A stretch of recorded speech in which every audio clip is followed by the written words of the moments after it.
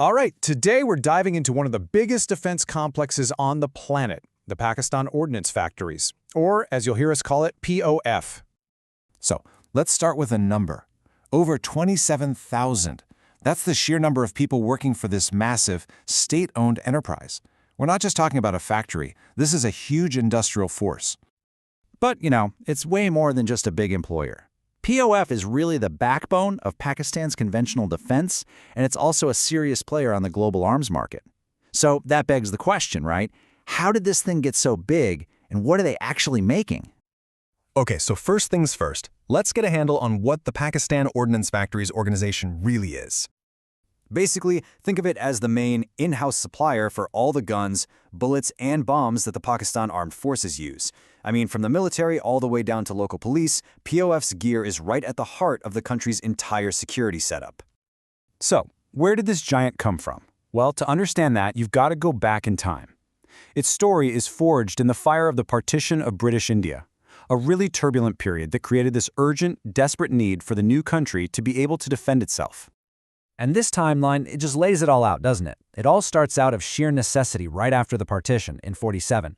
They inherited almost none of the old British factories. So in 1951, they kicked things off, making classic British rifles. But then, fast forward to 1967, and bam! They're producing the German G3 battle rifle. That's a huge leap forward, a massive step in modernizing their army, and a real sign that they're getting serious about their own manufacturing. All right, so let's get to the good stuff. What does this massive complex, we're talking 14 main production units, what do they actually make? Let's peel back the layers. Wow, okay. The range here is just huge. They're making pretty much every type of conventional ammo a modern army could possibly need. And what's really smart is they make both standard NATO rounds and the older Soviet caliber stuff. That makes them super flexible as a global supplier. But ammo is just one part of the story. To really get POF, you gotta look at how their main service rifle has changed over the years. And this slide just says it all. On one side, you've got the classic, the legendary Heckler & Koch G3. A German design, right? They made it under license for years and years. But then, look at the other side, the BW-20. Now this is their own baby, a completely homegrown Pakistani design. It's all about modularity, which is everything on the modern battlefield. Letting soldiers customize their weapon with different scopes, grips, the whole shebang. It's the perfect picture of that jump from just building someone else's design to inventing your own. But think about it. How do you keep an operation this massive running? It can't all be military contracts, right? And that brings us to a part of the POF story that might actually surprise you. Its massive commercial side. That's exactly it. POF isn't just about military hardware. It's a perfect example of a defense company that's built this incredibly diverse commercial business, expanding into areas you probably wouldn't even think of. So here's the bottom line. POF is really a giant industrial conglomerate. I mean, look at this. They have WA Industries, which handles stuff like plastics and even clothing. Then there's the WA Noble Group, a joint venture making commercial explosives for things like mining. But this is the really wild part. They have their own university and a medical college. Think about that. They are literally creating their own pipeline of skilled engineers and doctors to keep the whole machine running. That's some serious long-term planning.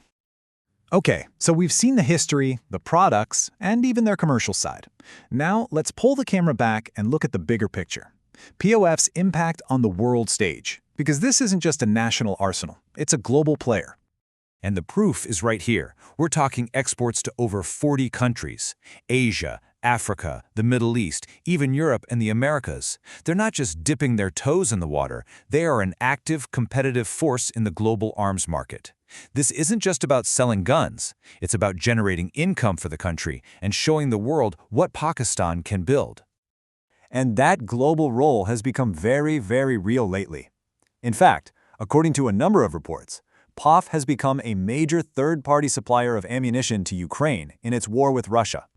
And when you look at what's allegedly being supplied, it's pretty telling. You've got 122mm shells. That's a standard for older Soviet-made artillery. But you've also got 155mm shells, which is the NATO standard. This really shines a light on the strategic role these big state-owned companies can play. They can literally help shape the supply chains of major conflicts, even from halfway across the world. This quote from a former prime minister really says it all, doesn't it? An island of excellence. It captures the immense pride and the strategic value that Pakistan places on this organization. For them, it's not just a bunch of factories. It's a cornerstone of their independence and a symbol of what they can achieve. So, when you look at the whole story, from its birth out of the desperate need for self-defense to becoming this huge diversified company and a major player in global arms flows, it all leads to one big question. In a world where technology, warfare, and global politics are changing faster than ever, how does a massive state-run giant like this not only survive, but actually keep growing and thriving in the future?